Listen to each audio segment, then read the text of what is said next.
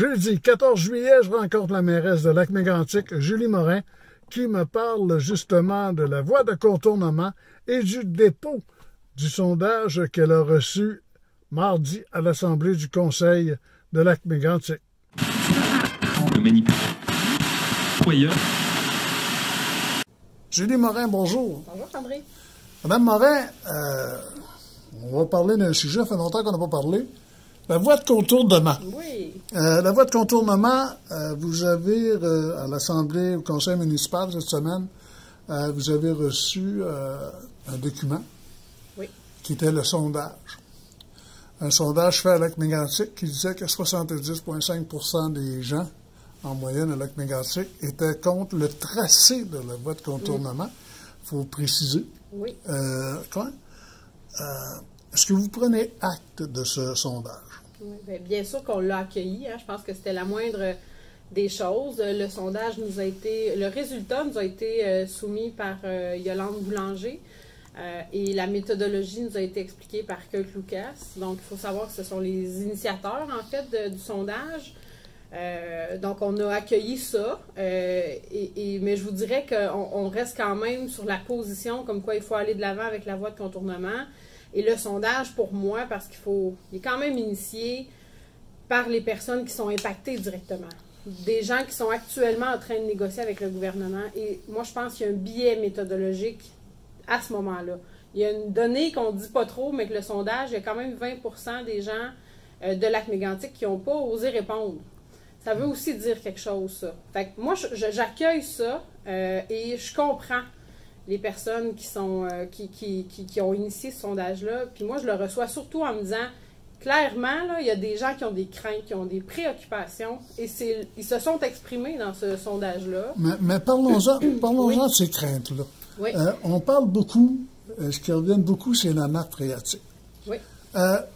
Dans une entrevue avec le maire de Nantes, celui-ci me disait que le maire de Frontenac avait des informations privilégiées, qu'il n'avait pas voulu les partager avec vous autres, mais que là, il y avait un problème de traduction, que le rapport était sorti, comme ça au fédéral, on n'avait pas assez de personnes qui parlaient français, mais qu'il y avait ça, puis que ça irait le 22 ou 23, 24, 25 août prochain, ce qui est 2 semaines après le 12 août de la fin des négociations pour l'expropriation. Oui. Tu ne trouvez pas ça louche un peu que ça sorte le 23 août plutôt que ça sorte avant ça? Moi, je trouve pas ça louche. Sauf que, en fait, on les a convaincus, enfin, de nous donner le rapport au début août aux municipalités, parce qu'on veut en prendre connaissance en amont. Puis oui, ça va être sorti dans le public fin août. Il y aura des consultations publiques. Pour ce qui est du 12 août, en fait, on a eu des discussions aussi là-dessus, à savoir qu'est-ce qui se passe après le 12 août, est-ce que tous les citoyens ont signé, c'est quoi les étapes, et il y a actuellement des discussions qui vont avoir par rapport à cette date-là du 12 août. Est-ce que ce sera reporté un peu pour permettre de passer l'été, mais pour permettre aussi aux citoyens qui sont en négociation d'avoir accès au rapport avant de pouvoir prendre leur décision sur la signature, c'est une possibilité. Moi, ce que je trouve dommage en ce moment, c'est qu'on doive encore aujourd'hui tirer sur l'information tellement longtemps. On met tellement d'efforts, vous ne pouvez même pas savoir à quel point on doit mettre des efforts pour avoir l'information. Mais c'est pas ça qui rend peut-être un peu les gens inquiets de savoir. Mais une autre chose, si au mois d'août, on arrive et qu'on dit, la nappe phréatique, on revient, vous avez 2 ans, après 2 ans, s'il y a un problème, vous irez contre le CP. Ça va être quoi la position de la Ville? Allez-vous prendre la chance d'accepter la voie de contournement puis de scraper la nappe phréatique?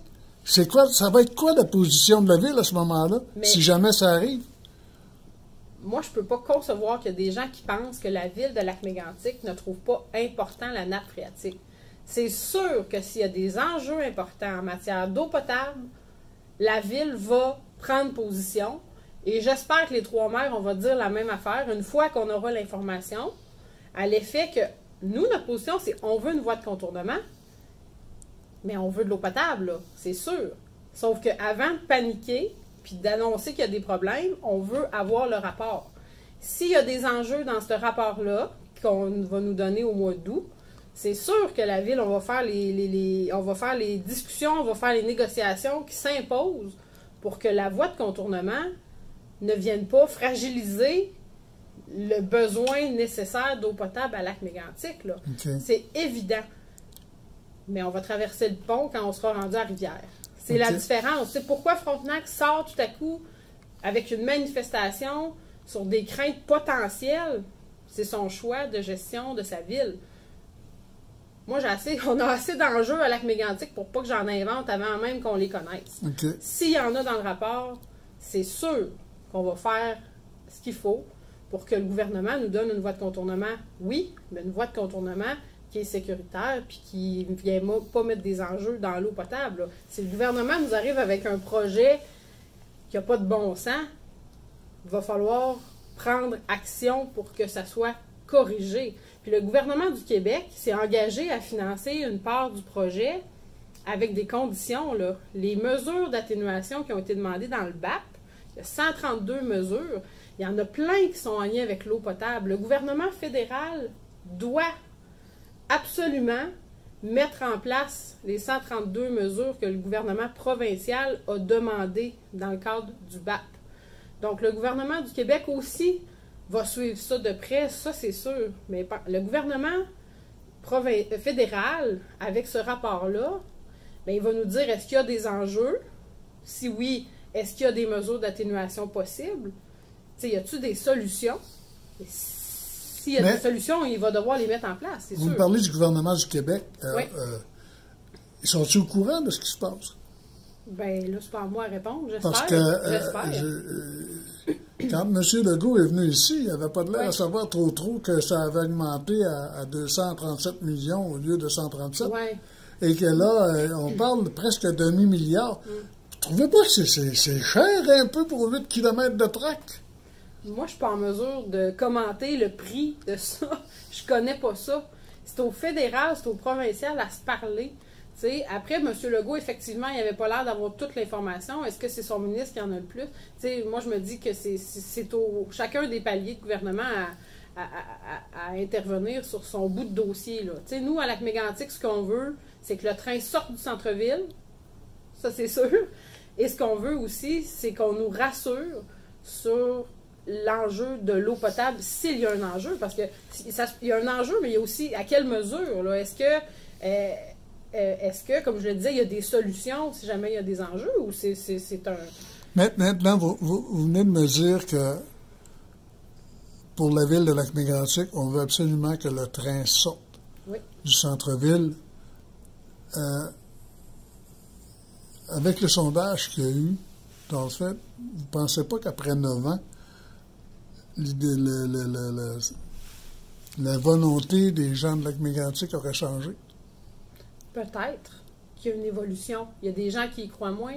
Il y a des gens qui y croient plus. Ben, qui y croient plus. Il y a des gens qui se sont réhabitués. Mais c'est pas parce qu'on se réhabitue à un danger potentiel que le danger est moins présent. Là. Les trains, là, s'il y a quelqu'un ici aujourd'hui qui est capable de me dire que les trains ne sont pas de plus en plus longs, c'est parce qu'il n'a sûrement pas regardé le train. Là. Il est rendu 2 étages, il est de plus en plus long. On a 12 traverses à niveau. C'est de plus en plus enclavé quand le train passe. La pente est encore là, la courbe est encore là. Donc oui, on demande que le train parte. Puis je l'ai toujours dit, la voie de contournement, là, c'est pas une question de popularité, c'est une question de sécurité. Fait que peu importe le nom. En fait, là, moi, ce que j'entends dans le résultat de ce rapport, de ce sondage maison-là qui a été fait, c'est que les gens ont besoin d'être rassurés. Parce que la question, c'est êtes-vous d'accord avec le tracé? Les gens ne disent pas qu'ils sont contre la voie de contournement, c'est le tracé. Mais en même temps, c'était une question sortie hors du contexte. Est-ce que les gens le connaissent, le projet? Est-ce qu'il y a 150 personnes qui sont allées à séance d'information à peu près en juin? On nous dit qu'il y a 350 personnes qui ont participé au sondage. Est-ce que les gens ont répondu en toute connaissance de cause? On ne sait pas, là. C'était une question. C'est tout. Fait que moi, j'aurais aimé ça savoir, les gens qui disent être contre le tracé, pourquoi ils sont contre? Vous Ça, on ne sait pensez pas à un moment donné que la Ville aura à consulter sa population là-dessus? Non. Non? Parce que c'est un enjeu de sécurité. OK. Puis en fait, la Ville, là, vous me dites la Ville dans le futur. La Ville a consulté déjà dans le passé, ça fait 9 ans. Puis les premières années là, du projet, c'est la Ville qui pilotait. Mais, Donc, sur quel corridor, quel tracé, les citoyens ont pu s'exprimer. mais Mme la là-dessus. mairesse, vous ne pensez pas qu'il y a eu des décisions prises, et n'importe qui aurait pris les mêmes décisions, là? Les décisions qui ont été prises émotionnellement, énormément, et c'est normal, Oui. OK? Puis 9 ans après, c'est peut-être le rationnel qui commence à affronter l'émotionnel. Vous ne pensez pas qu'il pourrait y avoir un changement au niveau de la vision des gens de Lac-Mégantic sur cette voie de contournement? Le rationnel. Ben, Moi, le rationnel, pour moi, là, les gens ne sont pas plus c'est un rationnels demi-milliard, aujourd'hui. c'est- L'émotion, au lendemain du 6 juillet, elle était relative aux victimes, aux pertes économiques, aux enjeux environnementaux suite à la tragédie. Aujourd'hui, l'émotion, elle est ailleurs. L'émotion est par rapport aux personnes qui sont actuellement impactées par le tracé du train. C'est difficile aujourd'hui pour la communauté de rester debout face à Madame Boulanger. C'est triste pour vrai son histoire. C'est difficile de dire je reste pour la voie de contournement malgré qu'il y a des citoyens qu'on connaît qui vont avoir le train qui se rapproche. Donc c'est encore émotionnel. C'est pas vrai que c'est rationnel. Mais aujourd'hui, les personnes qu'on entend depuis quelques mois, c'est les personnes impactées. Et c'est normal. C'est à partir du moment où les offres ont été envoyées en novembre et en décembre qu'on a commencé à voir cette effervescence-là du mouvement contre la voie. C'est à partir du moment où les offres ont été envoyées. On est dans une étape normale d'un projet, puis c'est sûr qu'on ne fait pas d'omelette sans casser d'œufs. Donc, on le sait depuis le début qu'il y a des citoyens qui vont être impactés. Puis nous, ce qu'on demande, c'est que au moins ils soient compensés de façon juste et équitable. Puis on a d'ailleurs demandé une extension dans les négociations pour leur permettre à ces citoyens-là de se faire accompagner par les bons experts. On a obtenu une prolongation de 3 mois pour permettre aux citoyens au moins de se sentir respectés minimalement dans le processus. Mais on ne changera pas d'idée, ça c'est certain, par rapport à la nécessité de la voie de contournement. Madame la mairesse, merci beaucoup. Merci.